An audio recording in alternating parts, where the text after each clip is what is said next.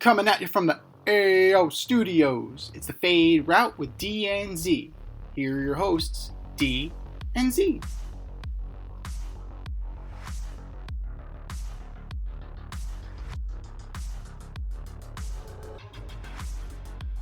Powered by Riverside FM. Coming at you live from the AO Studio. Ayo. It's the Fade Route with D and Z. I am D. We got a great show for you tonight. 2 is back. NBA season kicks off tonight, and our friend Rob Adams from the Hudson Valley Renegades joins us on the In Route. But we begin today's show with the Dodgers and the NLCS. They outscored the Mets 10-5 to win Game 4. And the Mets fans are praising how well the team played down the stretch, and they are calling for Mendoza to be Coach of the Year. The Dodgers have reached the World Series for the second time in 4 years, like their fans expected them to. But do you see the results of this series as a Dodger triumph or a Met shortcoming? It's 100% the Dodger triumph. The Dodgers won. The Dodgers beat the Mets. Absolutely they did. Now, are we on the same page with Ken Rosenthal, who essentially said that the Mets were gifted 2 wins by the Dodgers? Absolutely not. The Mets took those games. The Mets won those games.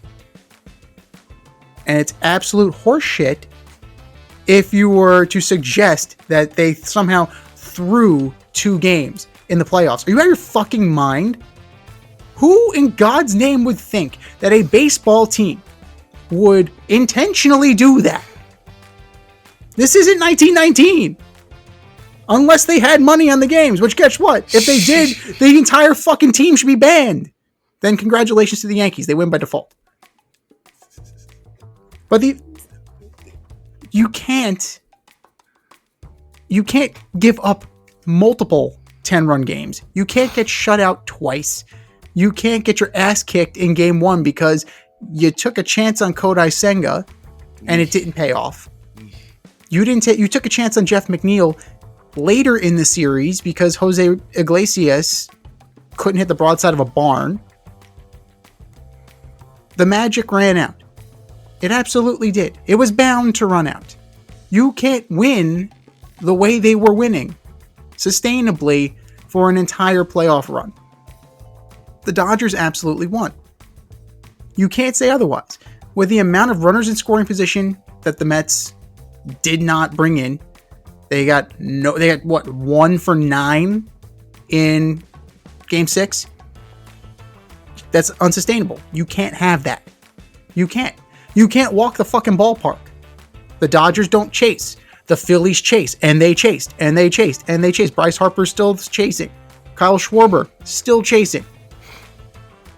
They're still at home plate swinging. The Dodgers don't do that shit. They don't.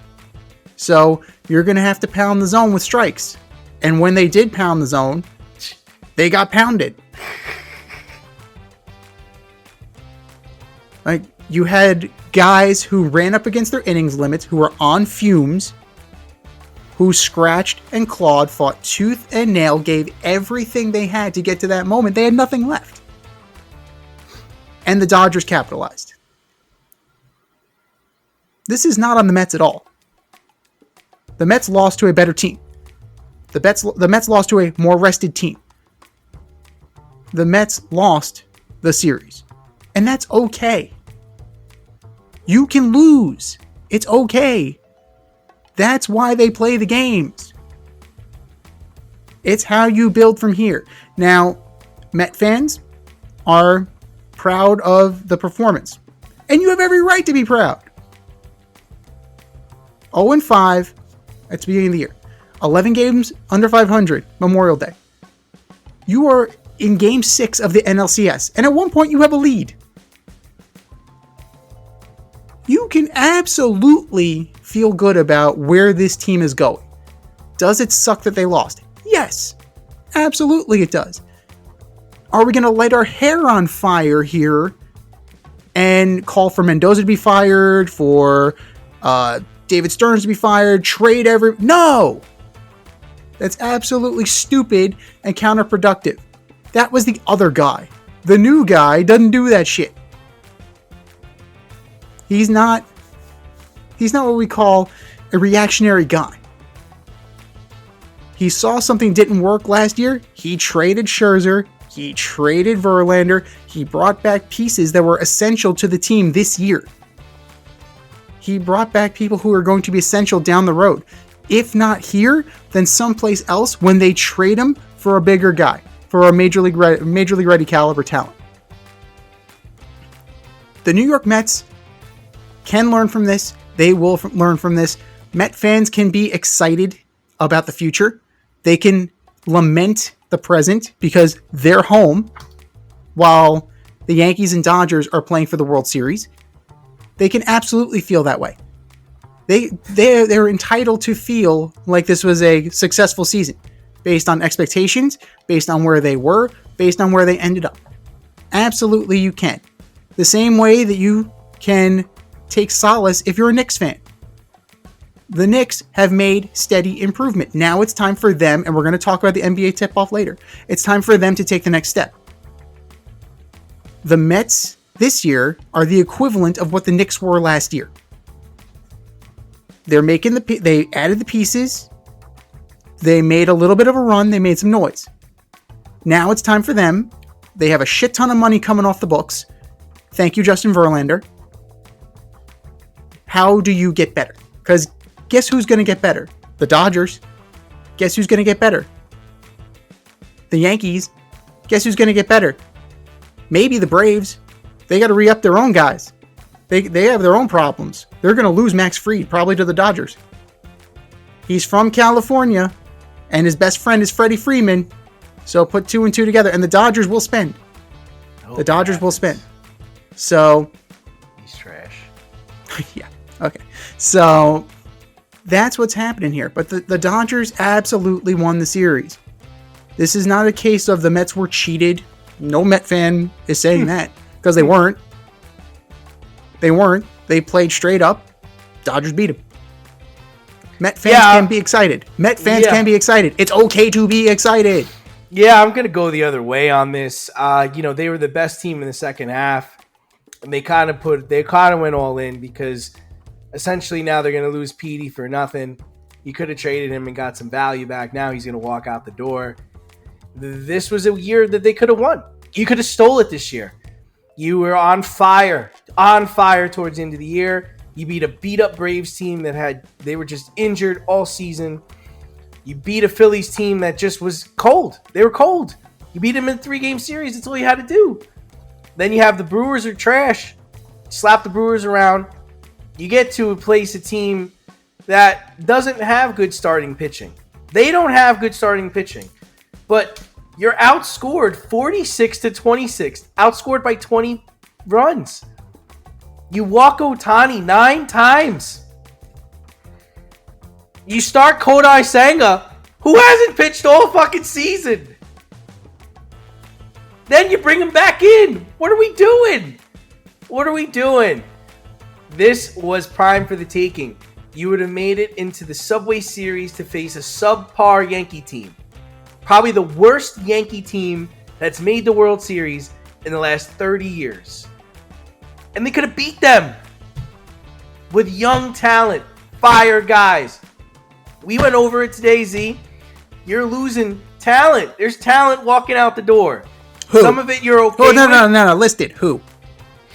List them. Pete's gone, man. First of all, he's 30 years old. Let's talk about this. Okay. If the price is right, you make a run at him. But if it's an insane amount of money, he's a Boris client.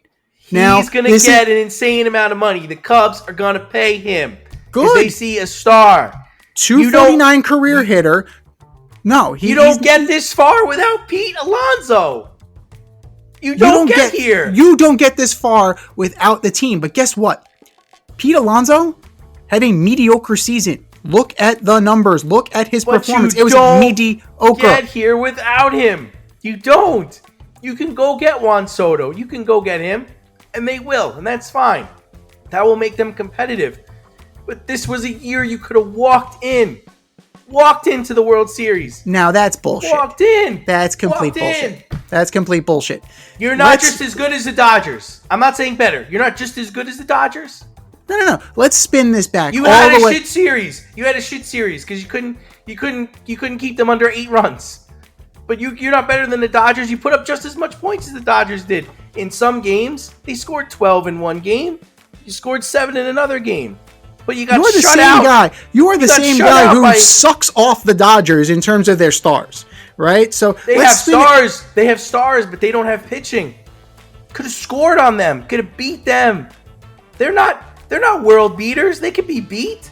This is a shit team. But so can the Mets. That's the fucking point of baseball. That's why we play the games. But it's not going to be a cakewalk next year. It's never a cakewalk. It's never fucking year. A cakewalk. It was not. It was not. You're telling me that you didn't follow one goddamn inning. That's what you're telling me. So a doubleheader in Atlanta after a 3-game series in Milwaukee after the friggin' hurricane where you got Atlanta got rained out. You were hot. They were not hot. They were the hottest team. They won. Were the hottest team in baseball the second half all the way up until facing the Dodgers. What are you talking about? Look at it. They have the best record in baseball. They weren't even hot the last week of the season. They won 3 out of 4 against the Phillies, and then they went in the fucking toilet the last goddamn week. They were the best team in baseball in the second half of the year. Then once they had to face the Braves in that series, they were on. They were on. They weren't on. They were not on. The 7th, 8th, and 9th innings, you couldn't get them out. Right. You couldn't shut them down. What happened 1 through 6? Schwellenbach had his fucking way with them. Schwellenbach had his fucking way with them. Schwellenbach. Exactly. So don't tell me that they were hot. They were hot for 3 innings. This is what they were. Now they were up against it with the Brewers. The Brewers were formidable. They went toe to toe with the Brewers. It took a friggin' Devin Williams airbender hit barely over the right field wall. Amazing moment. Magical moment. But still, they were up against the brink of elimination. Move forward. You move forward to the Phillies series. Like, they were going toe and toe again. Like, you talk about division rivals all the time. They were going, not friggin' once did you feel comfortable in that series. Not once. Against the Phillies? Not once. Against the Phillies. Not once do you feel comfortable. Didn't they trash them in the first game? Like, the Phillies couldn't score. I don't think the Phillies scored more than 2 runs the whole series. 7-6 game 2. Oh, finally. Touched up Edwin Diaz. So, yeah.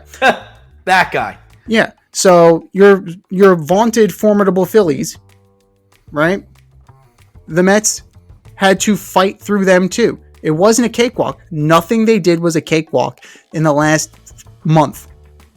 They were the hottest team from Memorial Day to the end of the season, but that last month was an absolute slog.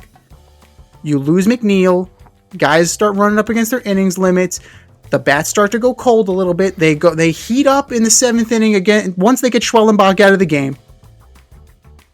They touch up Devin Williams, they touch up the Phillies, but this was not a dominant run. You can't say it was a dominant run because it wasn't. If you say that, you're lying. I will tell you that straight to your face. You're lying. So you went up against a team that is formidable. You could have stood toe to toe. You could have absolutely stood toe to toe with the Dodgers. On paper, it matched up very well. And then you play the game, and that's why you play the game. Congratulations to the Dodgers. You guys won. You won. The Mets lost. Now, how did the Mets get better? I don't necessarily think that Pete is going to get the money he's looking for. Because they're going to see a 31-year-old, he's going to be a 31-year-old first baseman who's an okay hitter, an okay fielder, and he's a Boris client. Last year, they went up till right about JD Martinez signed 5 days before the season started. Now, I predict that there's going to be an overcorrection and he'll sign like the first day of fucking winter meetings. Like just to say, oh, we're not doing that this year. Is he going to fit with the Cubs? Is he going to fit with the Rangers? Is he going to fit with wherever he goes? The Marlins, the Rays, wherever the hell Pete ends up. Seattle. I don't think so. His best fit is here. But because he's on the other side of 30, you have to think about years and money. If he's willing to take an opt-out, like a middle-term contract, he wants 10 years, goodbye. Vaya con Dios. Nah, I don't think he'll get 10 years. I don't think he's looking for 10 years. No. But these are the lengths of contracts you're looking for. He plays and he doesn't get hurt. He plays, he doesn't get hurt. But he's got warts and he's got holes in his game. He's got warts. He's got absolute warts. Just like everybody else. But I'm not willing to go beyond a certain number for Pete. He's not a break the bank guy like Soto. He's not a blank check guy like Soto. No. And Soto's not realistic for the Mets either. Because I see that face you're making. Because you're going toe to toe. Steve Cohen is going toe to toe with the New York Yankees. And guess who is having a great year with the New York Yankees? Juan Soto. Is he going to want to leave? Possibly. Is he going to go whoever pays him more? But you think there's going to be a bidding war here? There's absolutely going to be a fucking bidding war here. Oh, there's absolutely going to be a bidding war. And you know what? You know who else will probably throw some money in, throw their hat in the ring? The Dodgers. Because guess what they have? Money. They've got money. They've got fucking money to burn. They like to use that whole deferred contract. They like to Bobby Bonilla this thing. No. If they can Bobby Bonilla Juan Soto, congratulations. Steve won't be denied. It's over. Steve won't be denied. He doesn't care about a luxury tax. He doesn't care. He's going to get his guy. We'll see if he's going to get his guy, because guess what? There's 30% of the roster is leaving. 30% of the roster. Now, some of those guys, because you wouldn't list them, I'm going to list them. Harrison Bader, goodbye. JD Martinez, goodbye. Jose Quintana, for the right price. Severino, for the right price. Winker, you keep. Stanek, you keep. Iglesias, you keep. He's a backup infielder. You need guys like him. He has a very good glove. You keep a guy like him. He doesn't strike out a lot. Outside of what he did in the playoffs, that was very high for him. He's normally not a strikeout guy. He's a bat-the-ball guy. You keep him. Pete, question mark. I'd like to keep him, but I have a certain number. If it goes higher than what I'm willing to spend, you gotta let him go. You gotta let him go. Because you have Ronnie Mauricio coming back. We'll see what he is. Give the kid a shot. You gave Vientos a shot. Move Vientos to first base. You can move Vientos to first base. He's a good third baseman, though. They got a third baseman.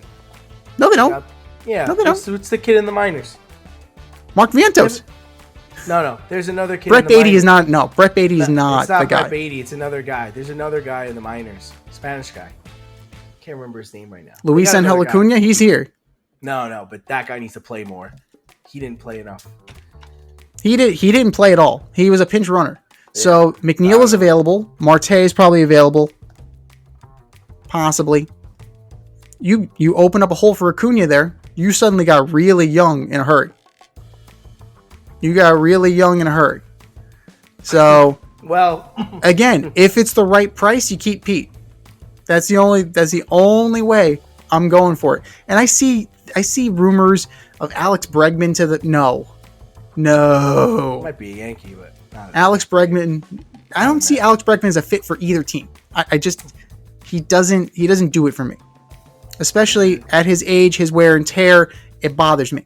So I understand the link. I understand the need. I don't see it for either team, specifically the Mets. I just Yankees, I don't see it. Yankees more likely. They need a third baseman. Jazzy is not gonna. Well, you move. Well, it becomes an issue. I'm surprised more teams haven't taken advantage of that.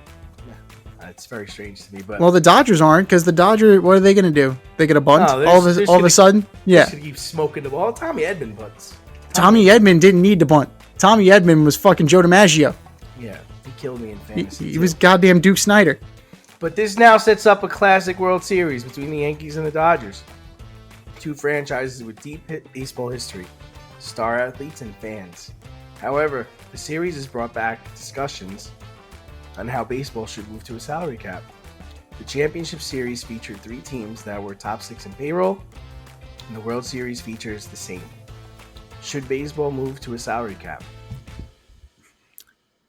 Not necessarily a salary cap. There should be a salary floor. There should be a salary minimum. Absolutely. Because these cheap motherfuckers, like John Fisher, like Polad, who's now trying to sell the team, you gut your friggin' team, and then you expect the fans to come? Are you out of your mind? There's a reason why the A's are now going to Sacramento.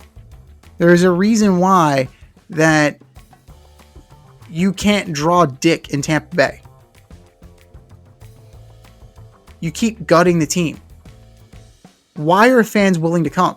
Tampa Bay had a really down year this year. And it doesn't look like they're going to be rebounding from that anytime soon. The Marlins, they're perpetually selling off players that fans might like. Where does that money go? It goes right into the goddamn pockets of their cheap-ass owners. I would like to throw the Guardians in there too, because their owner, Mr. Dolan, I believe is worth $7 billion. His team gets they get fucking revenue sharing. Your owner's a billionaire, and you get revenue sharing. It's absolutely ridiculous. Spend the money, get competitive, but that's on the owners. That's on Rob Manfred. That has to be legislated in. Yeah, so for me, back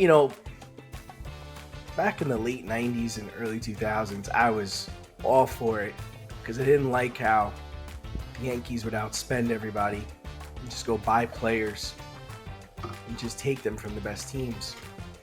But now everybody spends money. Everybody does. The Angels spend money. Dodgers spend money. Yankees spend money. Mets spend money. Braves spend money. Braves spend a lot of money. They're number 7, I think. So, and now with the new playoff format, all you got to do is get in, and you could clip one of these teams in 3 games. So I don't think it needs a salary cap. I don't care what you do. Run your team however you want to run your team. The new rules allow shit teams to get in and get far. So, whatever. You can get an injury bug like the Braves, and it's a lost season. I mean, Braves are number 6 or number 7 in payroll. Lost 5 guys. You can't compete. And you go on runs. You get your guys signed up, and you do your best you can while they're under contract. I'm fine with the way it is set up right now. I'm not upset with it. All it is like you're just getting a different brand of baseball. Phillies figured that out a couple years ago. They're like, fuck the pitching. Just get hitting. Let Kyle Schwarber lead off. We'll just try to outscore everybody. The Dodgers are doing that this year. There's the series with the Mets. There was no fucking pitching. They scored 46 runs. The Mets scored 26 runs. Walker Buehler has been atrocious all year. All of a sudden, he figured out how to pitch. Jack Flaherty was awful all season. He pitched a great game 1, and then he got shelled in game 5. Jack Flaherty had a 2-point-something ERA before he got to the goddamn Dodgers. What are you talking about? No, he was trash though. He wasn't any good. He had that ERA with the White Sox, the Tigers. The Tigers who were in contention and actually made the playoffs. And the Tigers got rid of him and still got there. I'm talking about Jack Flaherty like with the Cardinals. When he was with the Orioles, you're talking about when he was with the Orioles last year, and they friggin' sent him out to pasture. Yeah, and the real Jack Flaherty shows up. He showed up against the Mets when he couldn't get out of the second inning. Second inning, yeah. It's what it is now. They don't even pitch that long. Garrett Cole, the Yankees' best pitcher, is commanded for pitching 4 1/3 inning. Dodgers go to a bullpen game. Straight up tell other teams, yeah, we're going to bullpen game 2. Just so you know. What is that? How do you get away with that? that only works because they can put up 10 runs a game, 12 runs a game.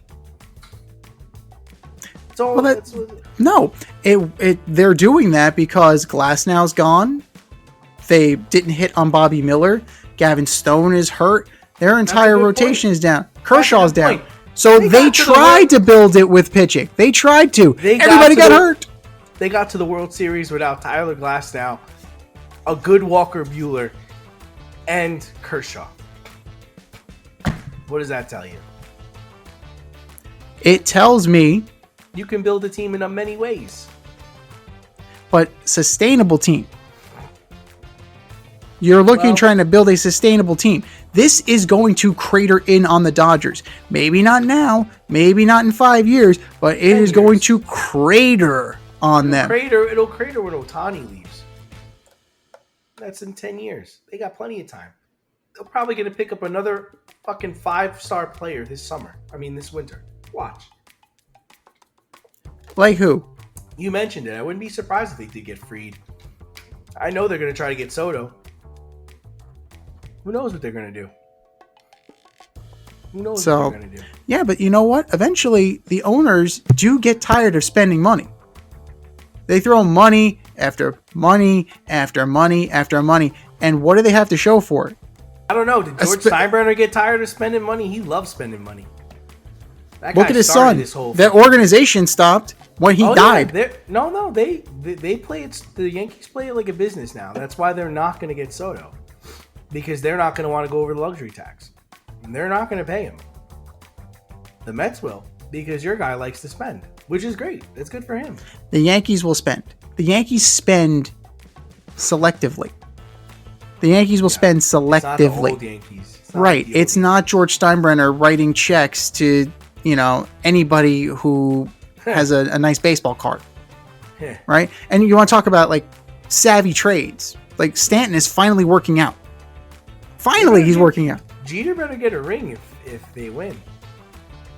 Considering the fact that Chisholm and Stanton are here, I would think he is. I would think he would. Trade. He made the trade for Stanton. He didn't make the Chisholm one, but he made the trade for. He destroyed that Marlins team. That Marlins team was fucking stacked. He made the trade for Chisholm. Chisholm was not a draft pick of the Marlins. He acquired him, and he even said, like Derek Jeter and Chisholm is on record saying that they're inexorably tied to the hip.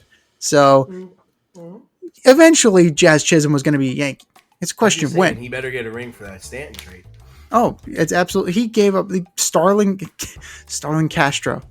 Like, there you go. Like that was it, and a bunch of nobodies for Stanton. Like, who did I get traded for? I didn't sell Parkman outright. I got you an outfield. Franklin. Not those Giants.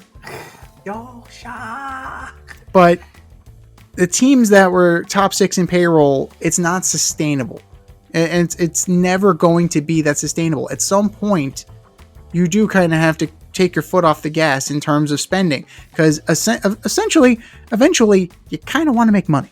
Like that's kind of where the Yankees are right now. They would like to make some money. The Yankees are a loss leader. The Yankees were a loss leader for the Steinbrenner family because of all the money they spent and all the shit that George Steinbrenner put them through, and the construction of the new Yankee Stadium and the construction of then Legends Field. Like he built something. He built an empire. And eventually, you kind of want to make money. You kind of want a return on your investment. You don't think the Yankees make money? Not as much as they could. Not as much as they could have. I think the Yes Network makes plenty of money for them. How many baseball teams have their own network? Let's see. You got SNY, Masson shares. You have Nesson with the Red Sox. You have plenty of. I don't think the Royals have that. Well, the Bally Sports thing fell completely apart because of the network deal negotiated by Mr. Manfred. Now it's I think they're trying to get regional sports back together. I think they're trying to Humpty Dumpty that. So that's a big time problem. Another one to lay at the feet of Rob Manfred, the death of regional sports. As Billy Bean said, it's an unfair game, gentlemen, and that's the truth of it. And you got to find ways to win. You got to figure it out. Yeah, but you know what? I've seen the Tampa Bay Rays team spend a quarter of the money the Yankees make and beat the Yankees' asses plenty of times. There's also a team in Major League Baseball that has $0 committed to its Major League roster. What, Oakland? I believe so. They have $0 committed to the Major League roster. Love it. The Colorado Rockies are actively trying to lower payroll, so expect Chris Bryant to be available. He still plays? In theory. But to make these markets competitive, you have to force the owners to spend money. You have to force them to try and better their team. It has to happen, because if they're going to just be there and they're just going to take those revenue sharing dollars and stick them in their fucking pockets, you're going to be playing in front of a bunch of empty seats. And there goes your friggin' money. There it goes, right there. You can take your revenue sharing and stick it. Hey there, NFL football fans. This is the lovely Rita Sanchez, aka your option football champ for the 2023 NFL season. I'm inviting you to join us for the 2024 option, where we pick the winning teams for each week's matchups and compete against each other to see whose picks reign supreme. Are you in? Head over to CBS Sports and search for the Option 2024 League, or hit the link in the bio on the Fade Route socials and join today. It's for free. Pick a witty name, some winning teams, and I'll see you out there for week 1. There weren't a lot of empty seats in Pittsburgh over the weekend, but the New York Jets, or the New York Paper Planes, or COVID, as we like to call them, got blowed out by Pittsburgh Steelers on Sunday Night Football, 37-15. After the game, Rodgers said the team was flat before the game and during the game, despite the fact that the team was playing on national television. They had 3 speakers come in to speak to the team on Sunday, and they still came out flat. So whose job is it to get the team going if they can't get up for Sunday Night Football and they can't get up for people coming to speak to the team and hype them up? I thought Robert Saleh was still coaching when you had 3 motivational speakers come. Was there a magician too? What the fuck do you need to get motivational speakers for a Sunday night game in Pittsburgh? Are you kidding me? Are you fucking kidding me right now? I don't understand it. I absolutely don't understand it. But whose idea is this? Who hired this crew? Woody. Oh, I'm sorry, Ambassador Johnson, because he doesn't want to be called Woody anymore. The fish rots from the head. And Woody Johnson is a terrible fucking owner. He's terrible. So, okay. He enables this. He enables all the clown show. He is the constant. Everybody else circles and cycles out of that goddamn building in Florham Park. Who stays? Yeah. Him. Yeah. Outside of his tenure in England. But he's the constant. Woody is the constant. I don't know, Z. I mean, I give the man credit for paying people and for going for it, because that's what he's doing, right? That's what this all was about. He was going for it. He went and got Rodgers. He went and got all the guys that Rodgers wanted. He hasn't said no to anything anybody's said, undone. So I don't know if this really all falls on him. I think people on the team need to be more accountable, no, Z? Like Aaron Rodgers, dude, you have 7 touchdowns and 10 interceptions. That ratio's got to get better. We didn't bring you here for that shit. Breece Hall actually looked good this weekend for the first time in a long time. Quinnen Williams, dude, if you're not double teamed, you've got to be in the backfield every fucking play. Go watch some video of JJ Watt. That should be you. That's how you're getting paid. You got a big C on your chest. Go fucking act like it. Why the fuck is Sherwood calling the defensive play calls? Where is Mobley? We're paying you, motherfucker, to Mosley's be here hurt. And be the CJ Mosley's hurt. CJ Mosley's hurt? He's not playing? I don't think he was playing. I thought he was playing. Well, why is Sherwood? He had 3 tackles. He came back. He had 3 tackles on Sunday. Yeah, he should be calling the plays. That's what we're paying you for. Hey, CJ Mosley, go look at the video of you playing in Baltimore. That's the guy that's supposed to fucking be here. You were a game wrecker in Baltimore. That's what they're looking for here. It comes to accountability, Z. I don't think it's on the owner, because I think Woody's done everything that they've asked him to do. They've done everything. Got Rodgers, got the players he wanted. This is what you guys wanted. Here, I give you everything. Do what you got to do. He's not being like Jerry Jones. Jerry Jones is not going for it. Woody's actually going for it here. He's put more attention in this year than I've ever seen him put attention. They're not doing what they're supposed to do. You gave up 31 unanswered points to the Pittsburgh Steelers, who were fucking starting Russell Wilson for the first time all year. Dude hasn't played all year. How is this possible? I don't know. I don't know what I'm watching. What is Davante Adams doing here? What the fuck was the point of bringing him here? All of this that you are saying falls on the owner because ultimately he signed off on it. And here is part of the problem. The organizational instability and shit show that You the don't Jets... put on Joe Douglas? Joe Douglas put this team together. You don't put it on him? He shares the Where blame. does he But fall in this? who hired Joe Douglas? Woody. Who hired Mike McCagnon? Woody. Who hired John Idzik? Woody. Who hired fucking Bill Parcells? Who hired Rex Ryan? Woody. All of this falls on him. Parcells was good. That was the last time that you had relative stability. You had a little bit of Rex. And you had Parcells. And then you had a hell of a lot of crap in between. Herm was good. Herm was decent. Mangini drafted Mangold, Berkershaw Ferguson. That was a good line. Yeah, good line. That's fine. A good line. What about the rest of the team? Okay. So they have their moments. But it inevitably ends in a shit show. It inevitably ends in a shit show. When is it going to come time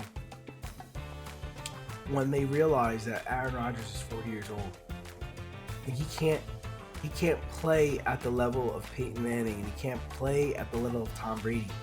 Like, let's run the football. Run the football. I don't care if you got to run it 20 to 25 times a game. I don't care if the other team knows it's fucking coming. Aaron Rodgers' ego will never allow that. And you know it. You know it. Because what needs to happen is like, hey guys, this is the deal. We're running the ball in every play. If we get positive yards, we're running it again. And if it's long as it's third and under 5 and under, we're running it on third down. Because he can't throw. He can't do anything. It's hard to watch. That's why they're good in the first half. Because by the second half, he's ready to go to bed. You look relatively good in the first half because Russell Wilson was 2 for 6 for 2 for 8 for 19 yards. He was atrocious in the first half. And then Russ from Seattle showed up. Well, Russ from the first 4 years in Seattle. Russ from the first 4 years. Yeah, Russ from Seattle. Not I Russ just from don't Denver. know what Davante is like going from one 2-5 team to another 2-5 team. That doesn't make any sense. Well, he has a 2-game losing streak in consecutive weeks against the Steelers. So, is there any way he can go to the... We prepared for Davante last week. We prepared for him this week. We know what we got with him. We're good. Now, is it possible that he can get moved to the Giants and then they could play him again for a third consecutive week? So can we make that happen? Can we just trade Davante Adams to whoever the Steelers are playing and then just make that happen?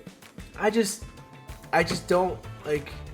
I don't know. I don't really know what's going on there. That they can't get up for a Sunday night football game that they should have won. They were favored. They were favored on the road in Pittsburgh to win. That's ridiculous. The Pittsburgh Steelers are 4-2. At one point, they had the number 1 defense in the league. Why? Because Russ was starting? Is that why that's why they made the Jets the favorite? Because Russ was starting? Like, come on now. Like, I know it was bad in Denver, but it wasn't that bad. The left tackle, I think his name is Tyron Smith. Tyron Smith, yeah. Awful. Yeah. Awful. He's been protecting Dak for years. Turnstile. Like, if you go on Twitter and you go on Instagram, there are plays where he completely whiffs on a guy. The guy is right in front of him, and he completely whiffs on him. Yeah. It doesn't even come close to touching him. How is that possible? Were you blind? Well, it was Mekhi Becton, too. So it doesn't matter. Like, they replaced Mekhi Becton with this guy. Mekhi Becton. All I'm going to say is that if the plan all year or all along was to get Davante Adams, then why did you fire Robert Saleh? That wasn't the plan. There's no way in hell. It wasn't the plan to get Devontae Adams. There's no way in hell. I think there is no plan. There is no plan. I think they should be sick to their stomachs to watch like Rodgers on the Pat McAfee show, laughing and joking it up with Devontae Adams coming in the building and being in the room and living with him and all that shit. Yeah. Like, there's nothing to laugh about. You're 2-5. But there is something to laugh about. If you 3 out of the next 2 games, the season's over. And they have a cupcake schedule. They're playing New England this week. They should win that one.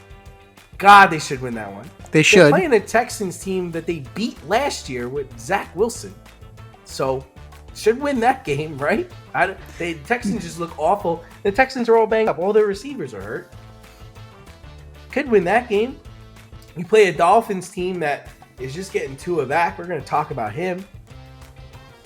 These are winnable games. Not when they're playing like this. Not when there's no stability. Not when there's nobody running the show. Like, you need somebody to step in and take control. Woody gave up all control to Aaron Rodgers. So and it's evident. You think Aaron Rodgers runs this show. And this is exactly what Woody Johnson signed off on. And this is exactly what I'm talking about when I'm talking about Woody's the problem. He gave him the keys. He said, we'll bring in Hackett. We'll bring in Lazard. We'll bring in Devontae Adams. We brought in, they had Randall Cobb. They did. Like, if Donald Driver could play, he probably would be suiting up. This is an abdication. Wow. This is a complete and total abdication by one Robert Wood Johnson. And then you're gonna be as bad as the Browns. You're gonna be bad for the next 5 years. Now, I don't even know what you do next year. Does he come back next year? You run it back? Here's the secret. Here's the dirty little secret. I think he knows he's done and he's waiting for the end of the year. I don't think he's coming back. Oh my God. I think he's gonna fuck them. I really think he's gonna fuck the Jets. He's like, thanks for the memories, but I'm gonna go do my ayahuasca and co-host the Pat McAfee show.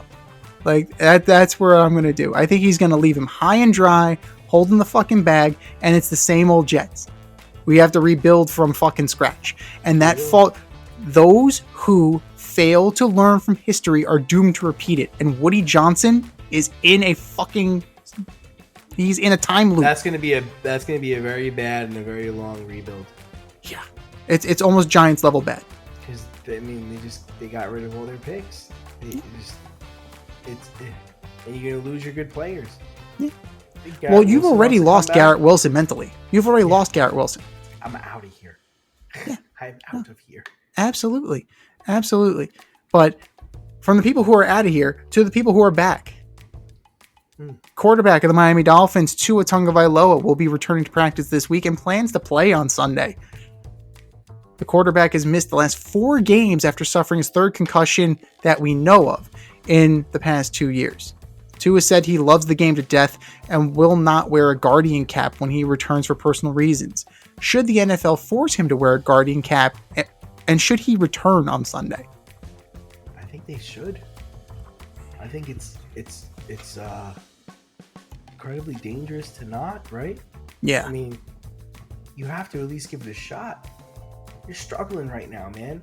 Like, I get aesthetically it might not look appealing, but dude, you're talking about, I heard his press conference and it was kind of alarming to me the way he talked. He's like, I love this game to death and I'm gonna come back.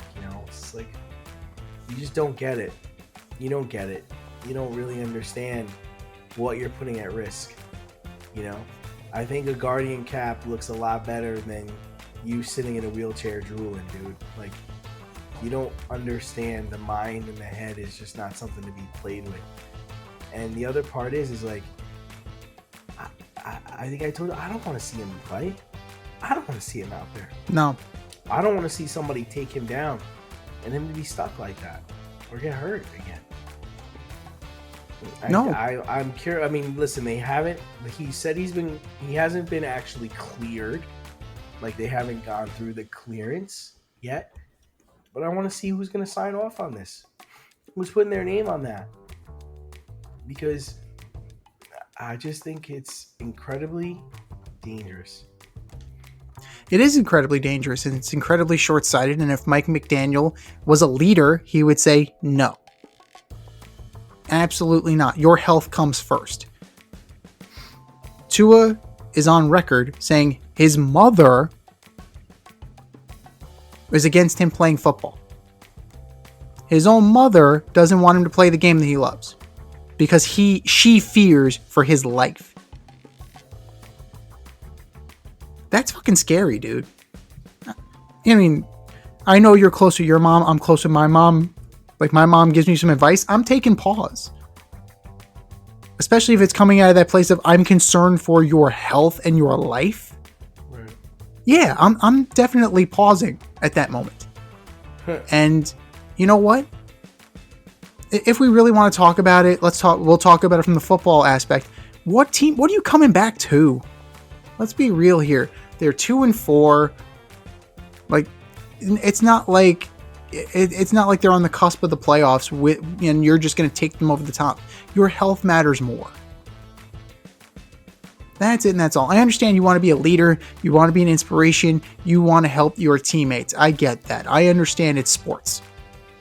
But at some point, real life needs to intersect. And you figure we would have learned some of this shit when DeMar Hamlin when he dropped on the field. You would have figured we would have learned some perspective. But apparently not. Apparently, perspective is still a foreign concept. If it's possible, if at all possible, the NFL should mandate that he wears a Guardian cap. Now, I don't know like how many concussions, like that's got to be legislated. I'm sure that the players union would want to get involved. Like after how many concussions is it mandatory that you wear a Guardian cap at all times? Like that's something that's another story for another day. And that's something that needs to happen in the boardroom. But to save this guy from himself, the league needs to mandate it or the team needs to mandate it.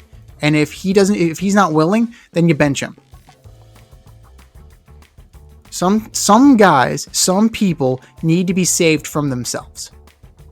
And I get the passion. I respect the passion. I respect the hell out of him wanting to play. Yeah, sure. I respect that completely. But I don't want to see him die on the field. Right. I don't want to see him end up in a wheelchair before he turns 30. I'm with you on that. Go down and not get back up. It's scary looking, man. Yeah. Defender's position, Yeah. It's like how many times do we gotta see it? He either doesn't get it or he doesn't want to get it. This is not a lesson you learn the hard way. Right. Like, come on. At some point, somebody needs to step in here and let him know what's up. Somebody's got to be able to talk some sense into him if this is really, truly how he feels. And that's the adults in the room. That's McDaniel. That's his agent. At some point, put your commission aside and. I gotta, like you said, his mom said, I've got to imagine that there are other people. Yeah. They're telling him, dude, it's over, man. It's over. Like, it's not like these hits are bad hits. What happens when it is a bad hit? Right. I mean, you're literally gonna have players probably trying to take it easy on him too. Right. And that's not football. It's not football. No. And we saw this with Troy Aikman. We saw this with Steve Young. We've seen this a bunch of times. Yeah. Like, once you get that glass jaw, that proverbial glass jaw, it gets easier and easier. I actually would be more comfortable with him if he didn't play the rest of the season and tried to come back next year. I agree. I'd feel more comfortable with that than saying, "Oh, I've sat out a month and I'm ready to come back." My man. No. My man. Nah, man. That doesn't work. That doesn't work at all. I mean, his brain is bruised. His brain is scrambled and addled. And no, absolutely not. You need to take as much time to rest and recover as you can. Yeah. Before... I remember that happened to Sidney Crosby, remember? Yeah.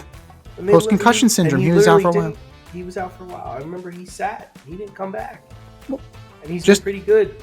He's been pretty good since then. Just last year, Philip Hedl, post-concussion syndrome.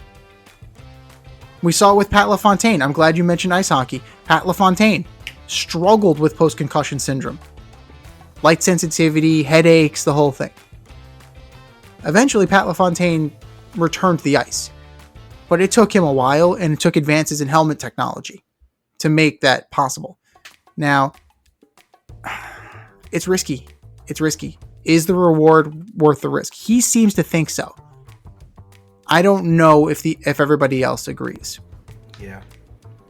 It's a dangerous game. It's not for everyone. Need some last minute fantasy football advice? Then the boys at the Fade Route have you covered. Check out Red Light Green Light 123 with D and Z every NFL Sunday, noon Eastern during the regular season. D and I give you our top 1, 2, 3 fantasy starts or green lights, and our top 1, 2, 3 fantasy sits or red lights. That's Red Light Green Light 1, 2, 3 with D and Z every NFL Sunday, noon Eastern during the regular season. That's Red Light Green Light 1, 2, 3 with D and Z.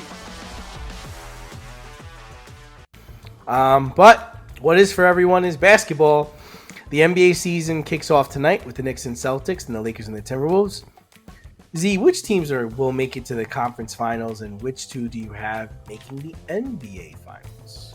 Well, despite the result tonight, where it's 130-98 with 6 minutes left in the fourth quarter, I think this is a rematch of the conference final. I think the opening night matchup is going to be there for the conference finals. The Celtics, they won a thing we like to call the whole fucking thing. They finally ascended to where they were supposed to be. And the Knicks are coming. I told you 2 years ago that the Knicks were coming. And we'll see what happens with Karl Anthony Towns. It's a big move. They brought in Mikal Bridges. Big move. They're going to need time to gel. They ran into the Celtics on ring night, on banner night. Ain't no way the Celtics were letting the Knicks come in here and win that game. You're right. No, you said that in the production meeting. You were 100% right. Ain't nobody denying the Celtics tonight. No. Project down the road, these teams could be in very different positions, right? Now, Porzingis got hurt last year. Who's to say he doesn't continue that trend? Who's to say that Tatum and Brown don't have like little bumps and bruises and can be had? The Knicks gel, maybe they ascend, maybe the Celtics slip back and they swap places. Who's to say? But I like them in the Eastern Conference Finals. It's hard to pick against the Celtics, but I would say if it is Celtics Knicks, it's going 7. It's absolutely going 7. They're very well matched against each other, and I think the Knicks play a very good brand of basketball. And I think that Karl Anthony Towns is gonna do some things for them. The Western Conference is far more intriguing, like it always is. You have the Thunder, you have the Nuggets, you have, like, if the Grizzlies have Ja Morant with his head on straight, you got the Warriors. They're not what they used to be. Could they kind of stay in the play-in and make a run? The Timberwolves, you lose Cat. What are you going to become now that you got Dante DiVincenzo and Julius Randle? Can the Rockets ascend? And then, the team that was representing the Western Conference in the finals last year, the Dallas Mavericks. Another year under their belt, another year for Kyrie and Luka to gel. If you're asking me who's in the conference finals next year, I gotta think that the Nuggets are back in. I think that, it all depends on the health of Jamal Murray. Like, you're gonna need Murray in addition to Jokic. You're gonna need both of them. As far as the team that's gonna meet them there, this is tough because it is so deep. I didn't even mention the Suns. I didn't even mention the Suns. Because you have a deep team, deep conference. I think the Thunder learned from last year, and Thunder Nuggets in the conference finals. I like the Nuggets to represent the Western Conference. fuck it. I'll just go Nuggets Knicks. That'll be. But if it's gonna be, if it was Celtics Nuggets, I wouldn't be surprised. Wow. I wouldn't be surprised. Okay. Okay. I've got the Grizzlies and the Thunder in the West. And then in the East, I've got the Celtics and I've got the Bucks. I've got the Celtics going back to face the Thunder. And then I got the Thunder winning. I think the Thunder are ready. They're young. They're talented. They're hungry. That's the way I see it. The Knicks, it's hard because Cat didn't win in Minnesota, so I don't see how he's going to come and win here. I think they underestimated giving up DiVincenzo. Mikal Bridges is good, but he's not the defender that DiVincenzo was. I think Josh Hart comes down to earth. He's a good player. Is he a starting 2-guard in the NBA? I don't know about that. He's not a shooter. He's a shooter. Who's the shooter? Payne? I don't really know. I think they're going to miss Hardenstein. And for the 76ers, I think it's just going to be an injury thing. And I think it's going to be one of those things where, George is hurt, then Joel Embiid is hurt. But you're not concerned at all about Giannis and the fact that he's constantly having back problems now? I think they're going to win enough games where there'll be a problem in the playoffs because of their length and their height. I do have concerns there because it is early, but at the same time, I think the 76ers are going to have the same injury problems. They already have it. Both playoff P and Joel, Mr. Embiid, they're both out. I was tempted to say the Cavaliers. I just don't think that they could go 7 games with a good team. And that's the problem in the NBA. It's like you're gonna have to win a 7-game series. Like they've beaten Boston in a 7-game series. Could they beat a 5-game series? Maybe. They don't have that in the NBA, so I don't know.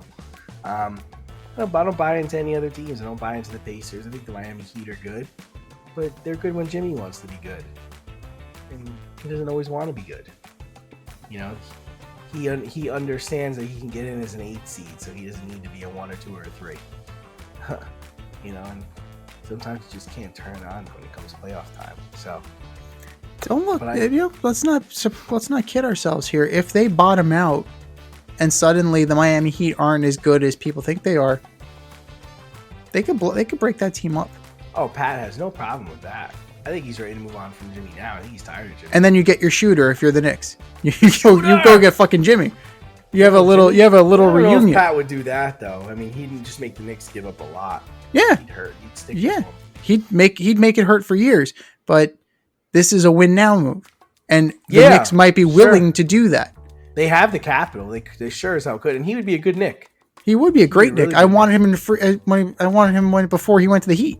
Like I've been enamored with Jimmy Butler's game for years. He'd be a damn good Knick. And he already played for Tibbs, so he knows what to expect. Mm-hmm. Karl Anthony Towns played for Tibbs, so he already knows what to expect. To be run into the ground. To be run into the fucking ground. Yeah. And then moving over to the WNBA, the New York Liberty beat the Minnesota Lynx in a back and forth Game 5 to capture their first ever WNBA championship. Starting next year, though, the WNBA Finals will be moving to a 7-game format. Is that the right move for the WNBA? I mean, I suppose if they want to do that, they're more power to you. But I don't know if you get the drama because these were just hotly contested, close matchups. You had multiple games going to overtime. Yeah. You had too, because I thought the Liberty were a far better team. Yeah. Well, I mean, the Lynx are talented. The Lynx are absolutely talented, but you don't expect them to be on that level with a supposed super team. And I was, I was concerned with after the Liberty beat the Aces, would they have anything left after dispatching the Aces? Clearly they did. You know, this was close. The largest margin of victory was 14 points. So I don't know if you're going to get the intensity because of the lack of urgency. You know, you have to win that extra game. You have more opportunity. I don't know necessarily if you're going to get the same ferocity of play because you have a little bit longer of a series. I don't know about that. I just leave it alone. Like, why do we need to constantly kind of tool around with the playoffs? Why, like, we've complained about it with the NFL. We complained about it with the NBA. We complained about it with Major League Baseball. I think the only one that we don't complain about is the NHL. Yeah, they have it right. And even the MLS. Like, the MLS now has the 8-9 playoff game. Winner gets the number 1 seed. So right now, like, Atlanta and Montreal were playing for the right to get spanked by Messi in Miami. So, awesome. Congratulations. So why mess with a good thing? You have people's eyeballs. You have people's interest. The game is growing. People are interested. Don't fuck with it. Let it ride for a little while. And then if you really start to see this as becoming a problem, then extend it, then elongate it. You know, they used to be best 2 out of 3, if I remember correctly. Oh, really? Like, that's fucking crazy. You know, that's like saying, oh, one game. You know, could you imagine if the NBA playoffs were like one and done? I wish it was. I mean, yeah. But, you know, that would be something. If everybody ran it like football where you only play one game, that would be the intensity would be through the fucking roof. But your playoffs would be over in 2 weeks, 3 weeks, which is great for guys like us. It's great for us. Listen, I understand why she's trying to move to 7 games because it's more money, right? That's the reason. The answer to all things is money.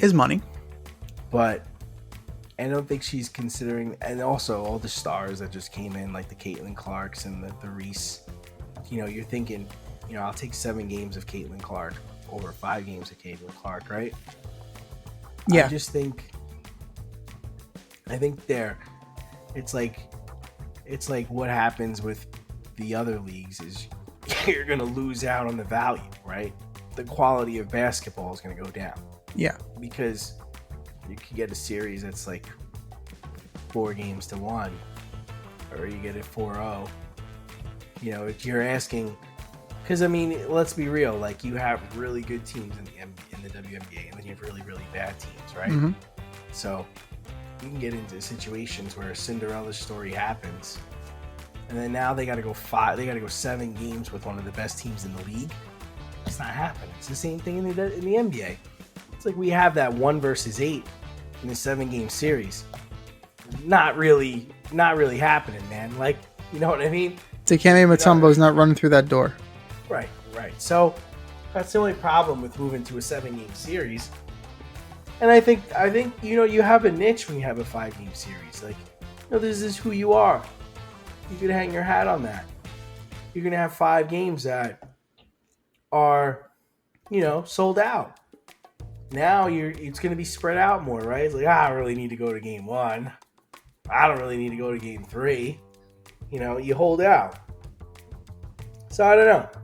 I'm not really big on it. I think they had a good product. I like the direction they were heading. But yeah, they're adding more teams too. It's just dilution. That's also an issue. Like, adding the Toronto team, you're adding multiple teams. It's just, you're adding Portland.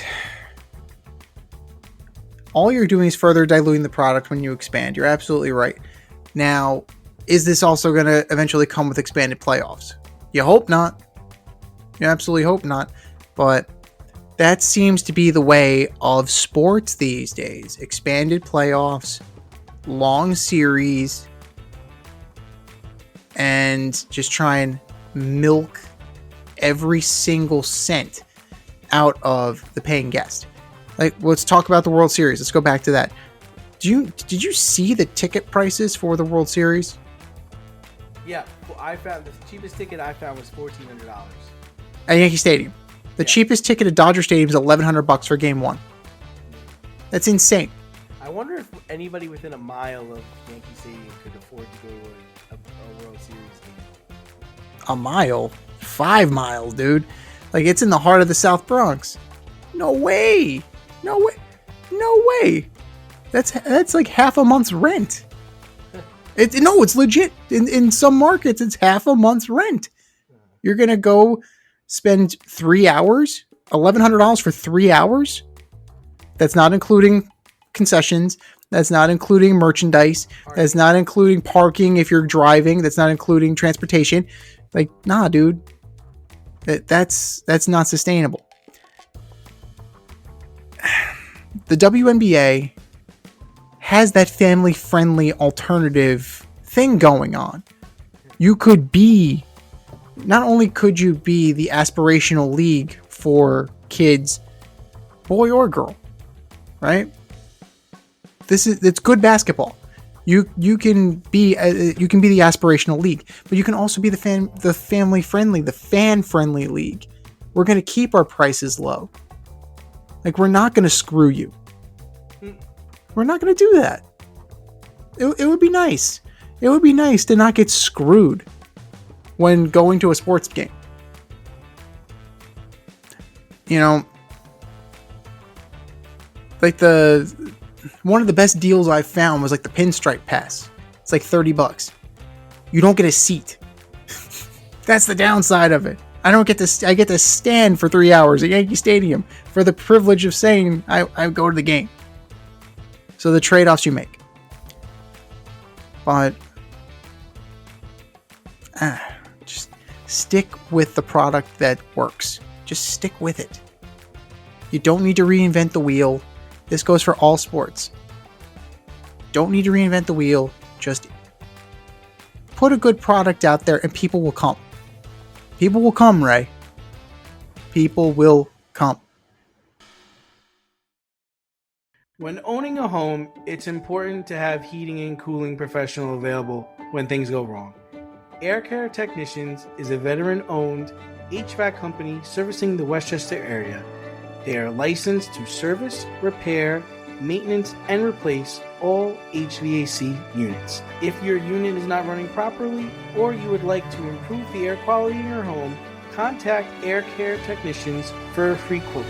They offer same-day and emergency services for all of your needs. You can reach them at 914-315-1547. Air Care Technicians, 914-315-1547. It's the In Route, where friends of the show get a special segment with us. Want to be part of the action? Want to be the newest member of the In Crowd? Well, you know what to do. Hit us up, faderoutemail@gmail.com, or slide in our DMs on IG at FadeRoutePodcast, or drop us a line on X at FadeRouteDNZ, and you could be next.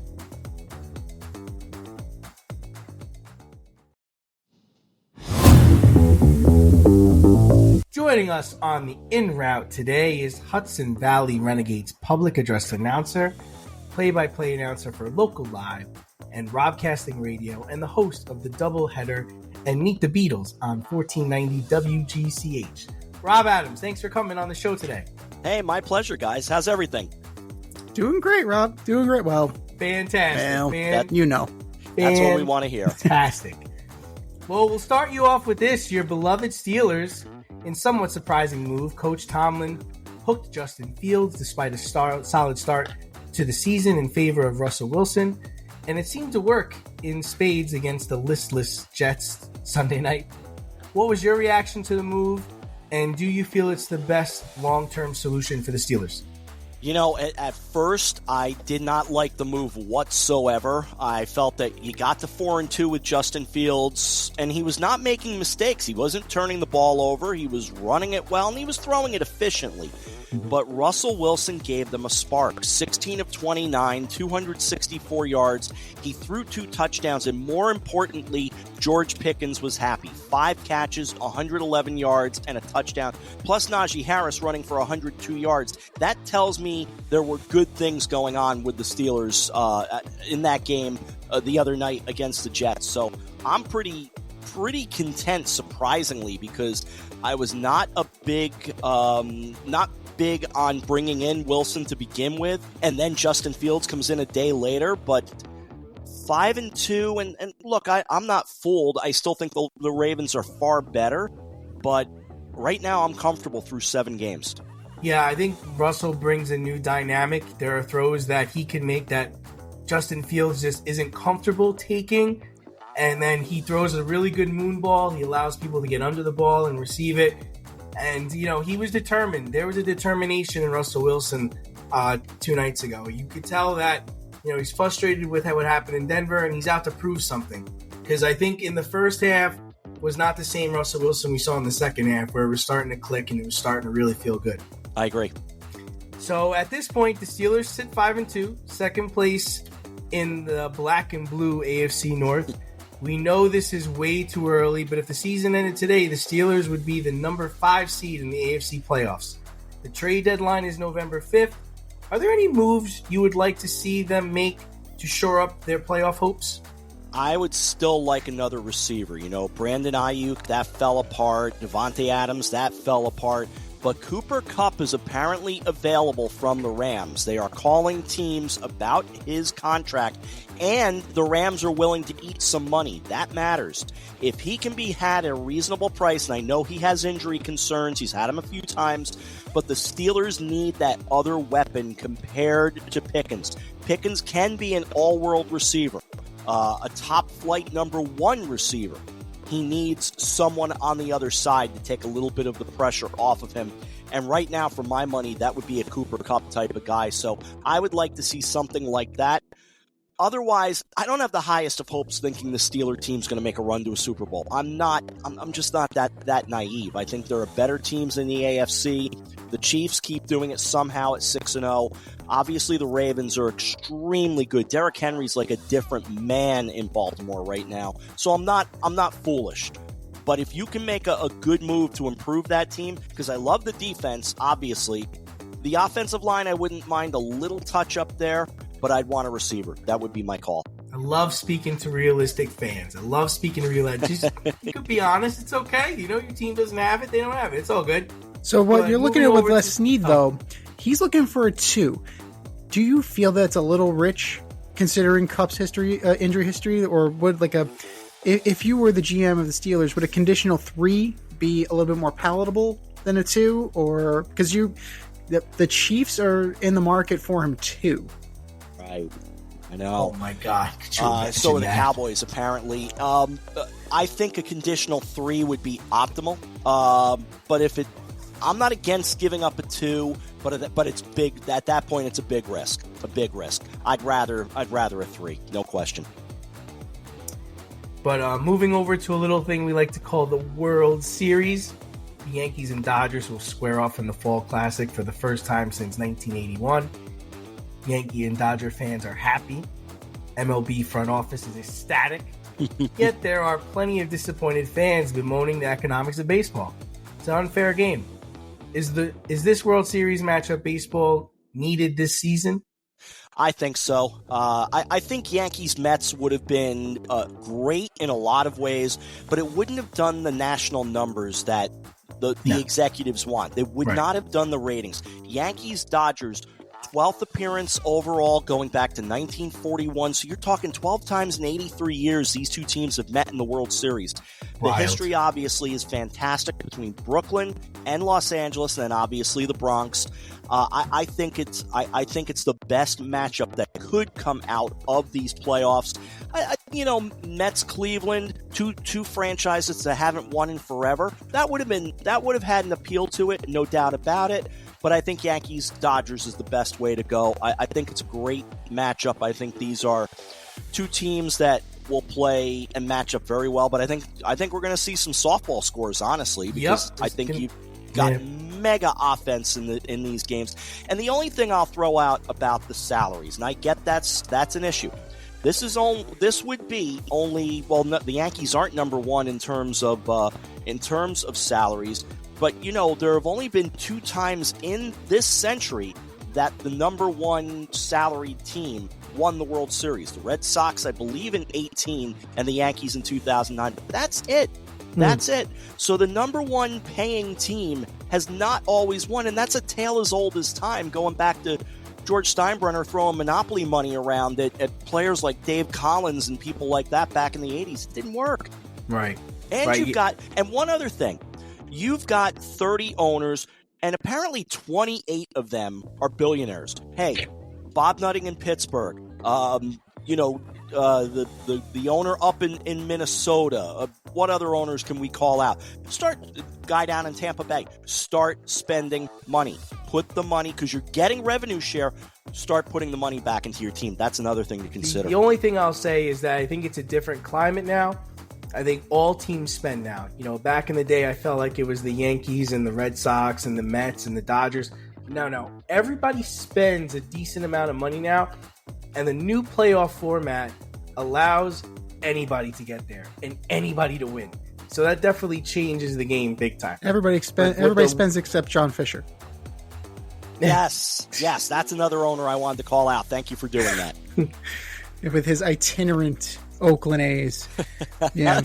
Or whatever they are now. Yeah, exactly. And then Tampa Bay, like they're trying to keep the Rays there. I know Milton kind of ripped up the stadium, but Oakland's got a ballpark there. Just throwing that out there. Not going to happen. Yeah, Tampa usually competes though, even with a low salary. They do. They've gotten there.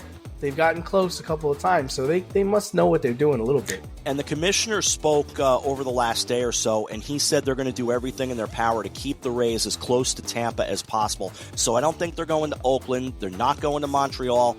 I don't even think they're going to Miami. I think they're going to wind up somewhere in the radius of Tampa.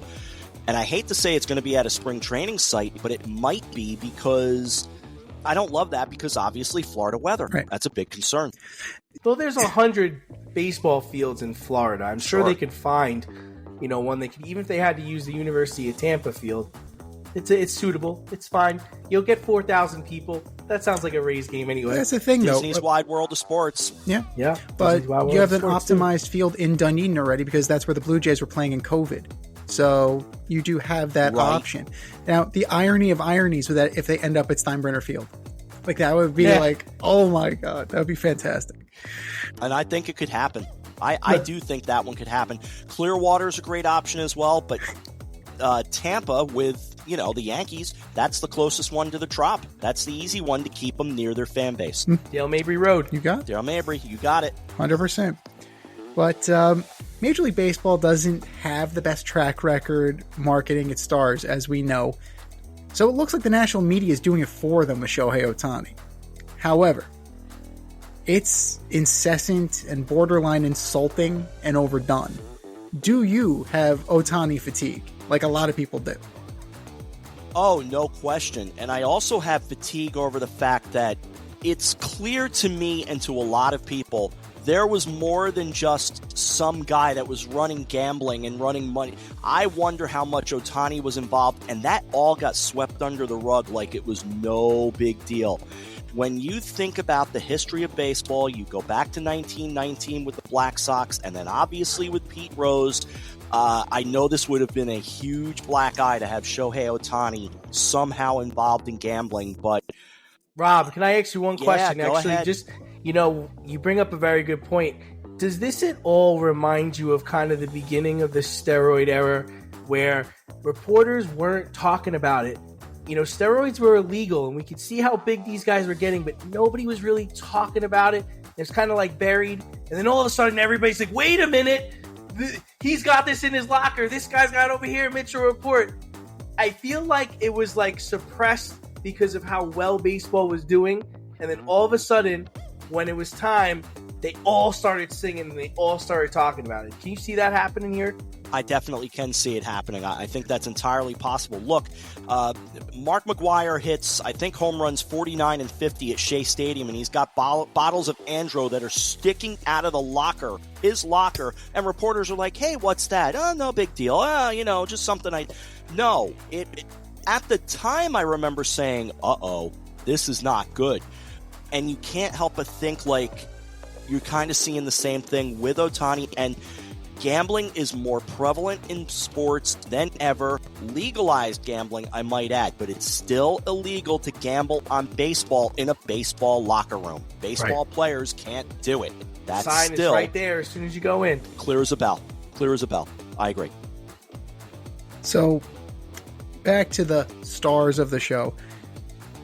Talking about Judge and Ohtani, it gets boring, it gets tiresome, right? Stars come and go in series, but the other guys on the roster truly win you these series, like Tommy Edman, we just saw that.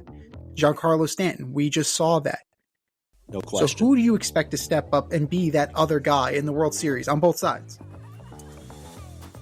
For the Yankees, and I don't know why, I'm going to ride maybe I do know why. I covered Anthony Volpe at Hudson Valley, and I just feel like he had a very good championship series. I think he hit 348 or something like that in the ALCS, and I feel like we still have yet to see him at his best. We haven't seen the power come out, but he plays good defense. He's got all the pieces. So I feel like he's a guy riding underneath that I think is going to have a very good World Series. And this is not going to be a stretch, but I'll go Kike Hernandez for the Dodgers. He gets every big hit. And if I'm Aaron Boone, I pitch very carefully to him throughout these next 4 or 7 games. I think Kike can be a big factor in this series. I mean, it's kind of, at this point, it's expected for Kike. Playoff Kike is a thing. Sure. Right? It's an absolute thing at this point. It's amazing. And the Red Sox got him specifically for that and then flipped him back to the Dodgers because they couldn't use it anymore. But we'll get you out of here on this one. It's prediction time. I think I know where you're going since I know where your allegiances lie. But who you got and who's your MVP of the World Series? As you said, I'm a pretty rational fan overall. And that being said, I had to make a prediction last night on another radio show that I do.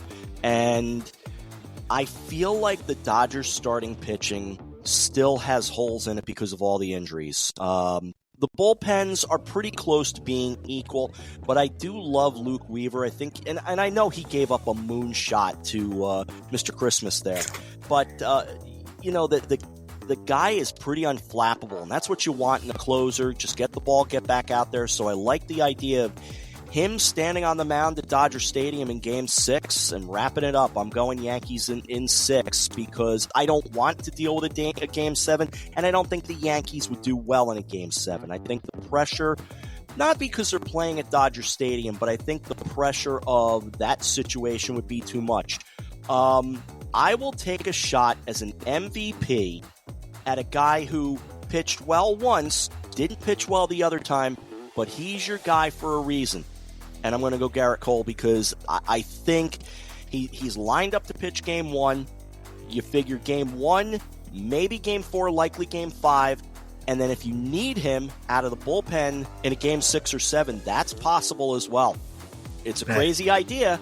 Because I know He would definitely earn it if he did that. Exactly. And I know he's such a creature of habit that, you don't like to mess with his routine. But I'll take the shot on Cole. I just, there's a gut feeling there I have with him. It's fair. I mean, he's your ace for a reason. That's why you paid him the big bucks, right? Like exactly. That's why the Diamondbacks got Schilling, and that's why they got Johnson. That's why the Red Sox got Schilling. That's why they got Page. This is why you get the guys you get. This is why he also pitched in the World Series before. He's got experience. That's right. So he's my guess. I'm still waiting for Judge to break out, and I hope that happens too, obviously. And I think for baseball, you need to see these guys at their best. Willie Mays, actually, the MVP of the World Series is the Willie Mays Award, and Willie Mays was not a great postseason player. People forget that. But I hope Judge does have a Should be great the Yogi postseason. Berra Award. That's I what agree. it should Well, be. That's a great call. Should be. It Should be the Yogi Or the Berra Mickey Award, Mantle man. Award. his godson honestly. wasn't. Sure. His godson Sure. wasn't a big postseason player until 2002. So That's true too. yeah. So Exactly right. you ascend. We're going to see who's going to ascend to the throne here. But Rob Adams, Local Live, Robcasting Radio, Hudson Valley Renegades, public address announcer. You wear many hats, sir. So what do you got going on these days? Doubleheader, Meet the Beatles. That's a new one. That's a big one. Yeah, Meet the Beatles. I'm having a lot of fun with that. An idea that I hatched about a year and a half ago, and just said, let's get some music back on the radio station. I have at least a little bit of knowledge of them, so it's been fun. Been doing it for about 10 months now. Having a great time with that. Obviously, play-by-play is my first love, so I'll be back doing high school football this weekend. Greenwich and Trumbull at Trumbull High School. And then Brunswick School taking on Phillips Exeter Academy on Saturday. So that's always the first thing for me, is any game I can get my hands on, any age, any group, don't care. I'll be there to call it. Is there a favorite thing you like to call? You like to call home runs? You like to call third strikes? What do you like to call? Well, baseball's definitely my favorite sport to call, and there is something majestic about a home run. But it's those high leverage moments that I love most of all. Regardless of what it is, walk off, big strikeout, whatever the situation, I enjoy those moments where I can bring people into the game, relay it to them, tell some stories along the way, and give them an accurate and exciting call. And you just say what comes to you, right? Do you have anything like written down, or? I'm not a catchphrase guy. Okay. God bless those guys who are Michael K, Gary Cohn, whatever. Those guys who have their canned calls. That's great. That's not my thing. I keep it a little straight, a little straighter than that, and yeah, work off the cuff. Just whatever comes to my mind in that moment, and enjoy it, and prove Nice. that it's let everyone hear that I'm passionate about it, because I think Right. that matters. No, completely. And it shows. It definitely shows. Like, you wouldn't do what you do, you wouldn't go where you go if you weren't passionate about what you do, Rob. And appreciate you coming on, brother. And if you want to join us on the in route, hit us up, faderoutemail@gmail.com, slide in our DMs on IG at Fade Route Podcast, drop us a line on X at FadeRouteDNZ. And Rob, where can they follow you? Follow me. I'm on Twitter, X at DOUBLE5. I'm on Instagram as well, DBLE5. You can find me on most of the social media. I'm on Facebook and everything else. And reach out, say hello. I don't mind mixing it up if we can keep it straight and be rational. I love having conversations because often you guys teach me something in the process. I might be an older dog, but I'm willing to learn new tricks. So let's talk. Absolutely, and we will talk again soon, brother. All right, guys, thanks very much. This was great.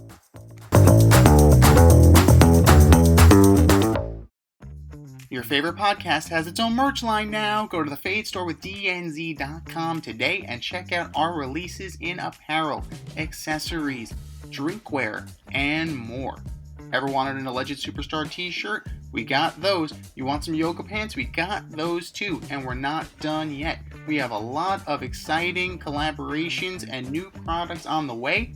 But check out what we have now at the Fade Store with DNZ.com. That's the Fade Store with DNZ.com.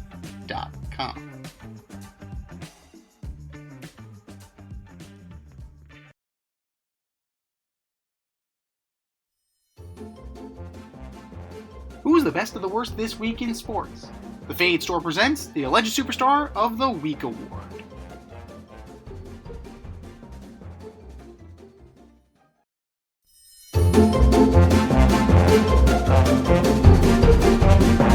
All right, boys and girls, you know what time it is. It's time for the Alleged Superstar of the Week. You know how it goes. We put up a poll on our X account at FadeRouteDNZ and our Instagram poll at FadeRoutePodcast. And you vote. And you vote, and you vote, and you vote. And the winner of said vote gets a shout out on this here show and takes home the coveted ass trophy. And do you know who took home the coveted ass trophy last week, D? I don't. That would be the Dallas Cowboys. Huh. 46-9. Complete fucking domination. That's domination, Holmes. And then Jerry Jones going on the radio making an ass out of himself. So it's very fitting Very fitting that he gets the coveted ass trophy this week. But that was last week. This is this week. Who are your nominees for Alleged Superstar of the Week, D? All right, so first up, I've got Jets quarterback Aaron Rodgers. The post game, you blamed yourself and your shit play again. Seems to be a recurring theme in your post game press conferences. That's nice of him. Next, you called out the team for being flat. You said they were flat at the team dinner, they were flat in the pregame, and they were flat in the game. Dude, just stop talking and do. Just do. I'm tired of hearing about how bad you played and how flat the team is. Same shit you talked about in Green Bay. Let's go. Be a leader. Aaron Rodgers, you are my Alleged Superstar of the Week. Number 2, I've got the New York Mets. Best team in the second half of the season. Beat the beat-up Braves. Beat the cold Phillies. Beat the shitty Brewers to get to the NLCS, where they got stomped out by the Dodgers in 6 games. Outscored 46-26. Allowed Ohtani to bat over 360. Walked him 9 times in 6 games. New York Mets, you are my Alleged Superstars of the Week. And number 3, CJ Stroud. Once a prominent candidate for the MVP. Cost me in my fantasy game last weekend and only threw for 86 yards in 4 quarters and no touchdowns against the Green Bay Packers. CJ Stroud, you are my Alleged Superstar of the Week. What do you got, Z? You can't argue with those choices. You cannot at all. I'm going to start with the social media teams for ESPN and Fox Sports. In this world of professional sports, why must you turn around and troll a team, and only this team? They didn't do it when the Yankees beat the Guardians. They didn't do this when the Guardians beat the Tigers. Look at all of it. At no point did this happen. Only at this moment. The Muhammad Ali over Sonny Liston, Ohtani over Grimace. And then you have the World Series chain with the oh my god. Mocking the oh my god. Why? Why is it necessary? You got the result you wanted, clearly. Clearly it's the result you wanted. Why did you need to further add on? Is it because the Met fan and the Mets team, they were kind of carrying themselves too well? Like, because they were kind of introspective and feeling okay? Like, they weren't despondent, not ripping their hair out, not doing the things that, taking the high road. Worldwide leader, my ass. Worldwide leader, my fucking ass. If this is what you're going to do, if this is how you're going to run your operation for Fox 2, don't even bother. Don't even bother. Just be shills. Just be shameless shills for the team you want to win. You already do!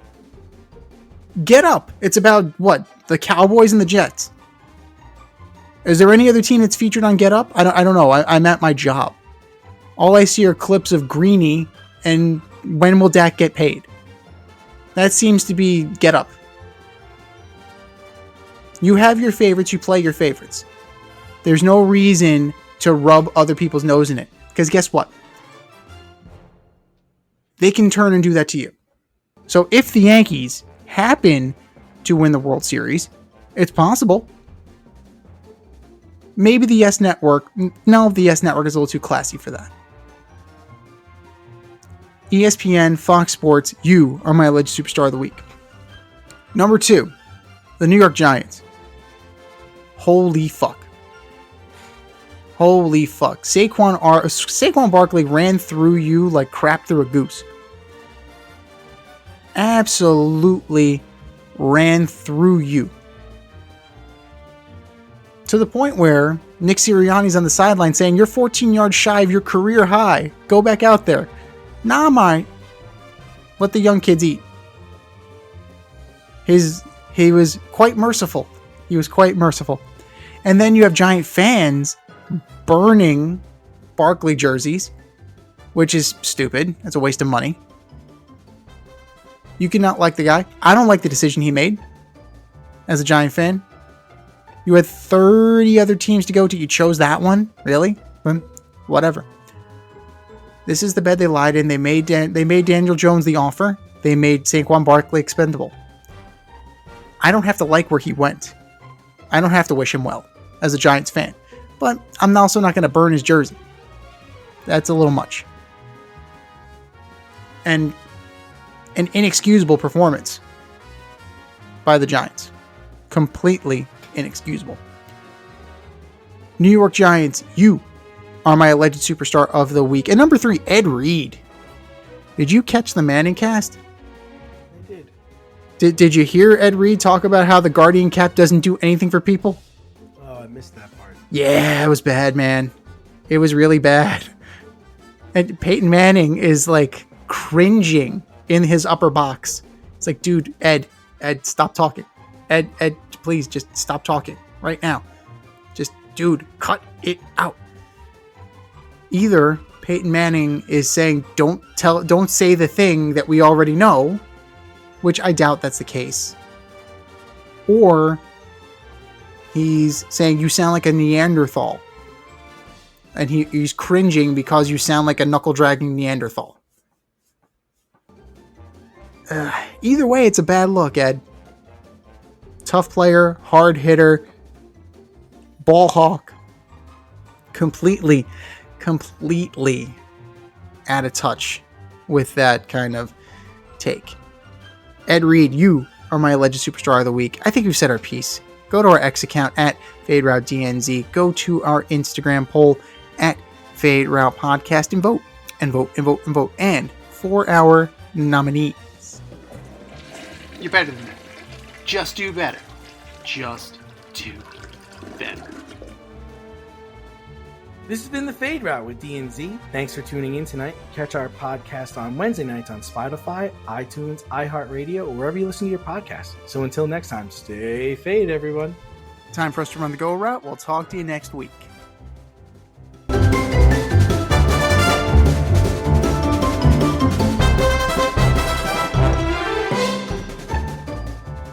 Thanks for listening to this episode of our podcast. If you liked what you heard and you want to hear more, be sure to like and subscribe on your favorite podcast platform. Leave us a review, rate us 5 stars, turn on subscription notifications, and share on social media. Tell your friends and spread the word.